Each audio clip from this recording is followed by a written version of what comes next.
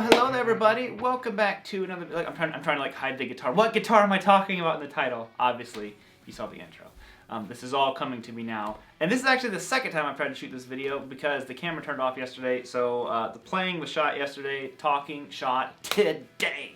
So I hope you guys are all having a fantastic day, and I want to talk about a guitar that's kind of just been taken over. You know, like it's making a case for itself as the numero uno guitar here. And that is, of course, the gold top guitar. But I have a question for you guys, has this ever happened to you? Like, I got the gold top with P90s, obviously knowing that I like Les Pauls. I knew I would like the guitar, but have you ever gotten a guitar like, you're like, oh, I like that guitar, and it just kind of like takes over, and you don't intend it to happen, but the more you play it, you're just like, man, I love this guitar. So I figured I'd go a little bit more of a deep dive into this guitar. A lot of you guys asked me questions about this particular gold top, so I'll answer those, the pickups, the age, all that kind of stuff. And, this guitar, it's just like I said, since I got it, I'm not saying I like it more than my KM or anything, but it's like right up there in like my top 3 guitars. You know, this one would be, I guess like top 4. It'd be the KM, the 63 Strat, the Friedman Telly, and this guitar. And obviously the P90s have been the most recent, just like mind-blowing discovery for me. I've got a P90 guitar last year. So anyways, let's just go ahead and jump into this one.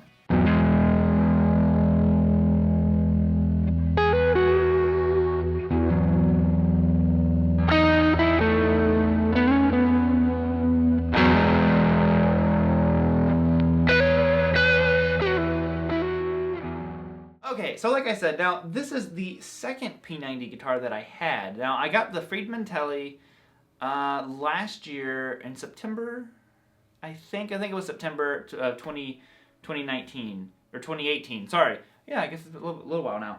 And I fell in love with that guitar because the P90s were this sound that I didn't realize I was missing, because I love a humbucker and I love a humbucker. I don't know why I said it that way. I love a humbucker and I love a single coil. And, but there's just certain things I don't like about humbucker, and there's certain things that I don't like about a single coil, like, like a traditional Strat single coil.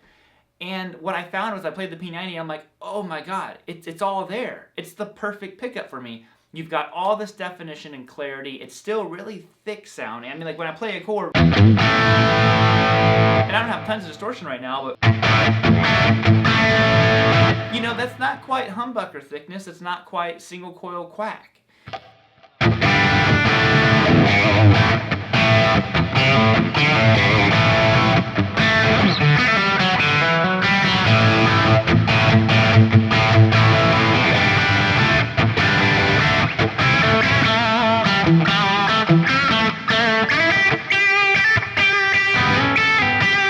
And so on. Sorry. See, this guitar, I get carried away on it real easily. I had the Friedman Telly with P90s, and then I was just like, man, I think I want a gold top, because I used to not like the way, I couldn't stand the way P90s look. Now I love the way they look, and I really didn't care for a gold top Les Pauls, and I was just like, man, I want a gold top. But I was like, if I get a gold top, I think I should just go like, traditional, like it should have P90s in it, because I love the P90s so much that were in the vintage T. And I got this one, and I was just like, oh, I made the right choice.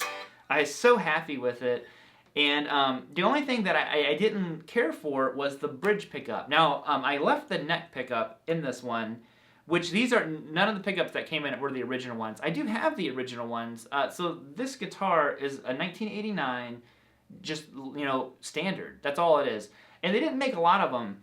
And what kind of made it significant was that it came with pickups that were called P100s. Now, P100s were essentially silent P90s. And I think it was like a love-hate relationship. Like, people liked them, people hated them. Basically, you were one or the other. There was no middle ground, and people swapped them out. So I do have the original pickups. The one cover's busted.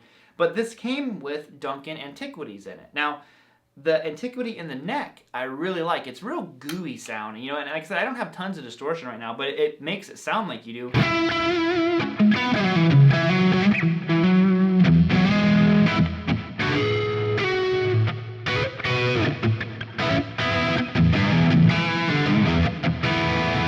Like I said, I liked the way it sounded. The bridge pickup I did not like. So this is not the pickup that the guitar came with. It's not an Antiquity. what I ended up getting was I got one of the Friedman Classic P90s, which I do have in my vintage tee. I was like, I really like the way these sound. There's just this thickness and kind of like mid-range thing that's involved in there, and I really like the way it sounds. And I you know, had a local shop here put it in there for me because I'm an idiot. I don't know how to solder.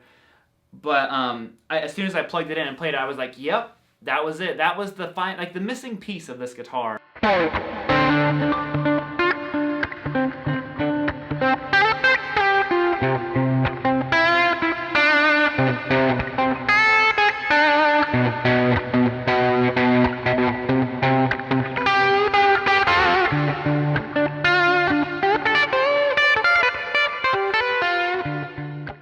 Now, some of the questions that I get are people asking, why an 89? Or is there like a reason behind it? And the reason is, if you haven't seen the original video of when I got this guitar, is I wanted a birth year guitar. So I'm from 89, June 89, and I believe this guitar is September 89. So I'm a little bit older than this guitar, but I think it just kind of like gave me like a special connection with it. Like I really, really enjoy it. This is a used guitar. You know, it's beat up. It's got some greening and scratches and cracks on it. The back is really, I don't know how well you can see it. I'll give you some close-ups. You know, I've done a little bit of this stuff myself, but this was someone's gigging guitar. I guarantee it. And like I always think it's interesting to look at a fingerboard to kind of tell what kind of player it was. Now, on my my Strat, if you've seen those videos, you know, the higher frets are just worn dead, and the lower frets are have a little more life in them. I'm like, okay, whoever owned this guitar, which now I know is Jim. Hey Jim, if you're watching the video, I'm like, whoever, you know, owned this guitar before me was obviously a lead guitar player. And this guitar, the higher frets are you know, pretty clean and pristine, and down here, you know, that you've got dents in the frets, and it's been played and loved on. And I'm like, okay, whoever had this was the rhythm guitar player, you know, in the band. And I love the hidden mojo. The case is really cool. If I remember to shoot some B-roll, I'll show you guys the case.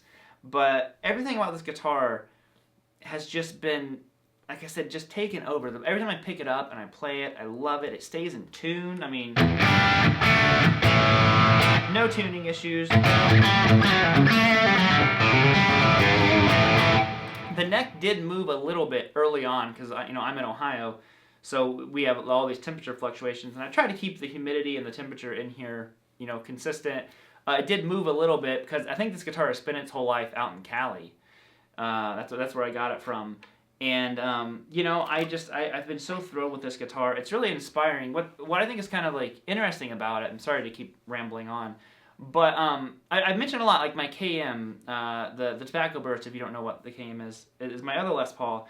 And I always say it's a rhythm guitar. Like, you know, it's not really one that inspires me more of a lead kind of way. It's like riffs, you know, riffs for days on it. And this one is this perfect middle ground. Like, not only do I love to write riffs on it, like, before I was playing it, I was just like... And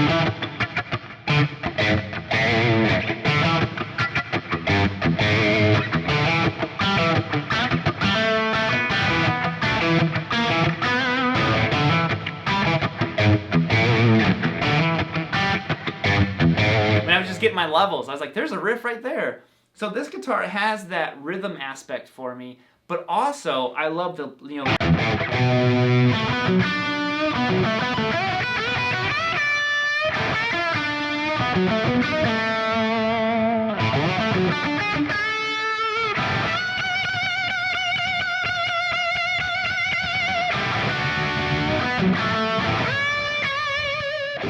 You know, the guitar makes me want to play aggressive and just really dig in. And, you know, I really, really, really dig this one.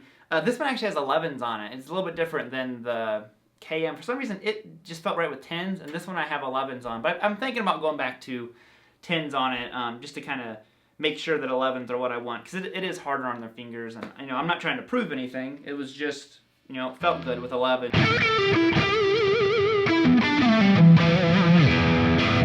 So we'll see how that goes. But this is it, guys. This is the guitar that has just been...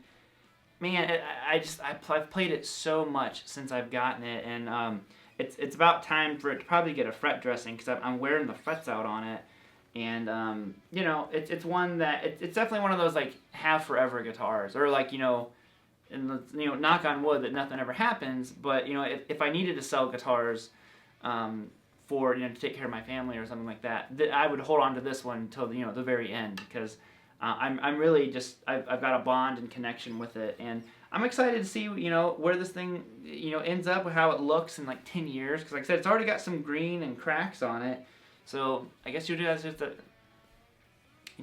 have to follow the journey of the gold top with me. So other than that, like I said, let me know if there's a guitar that you got that you thought you'd like, and you just ended up loving. So I'm bouncing out of here, guys. Peace out, keep on rocking, and I'll see you later. Wow, wow, wow, wow, wow. The guitar volume's not on. It's still not on. Wow, wow, wow, wow.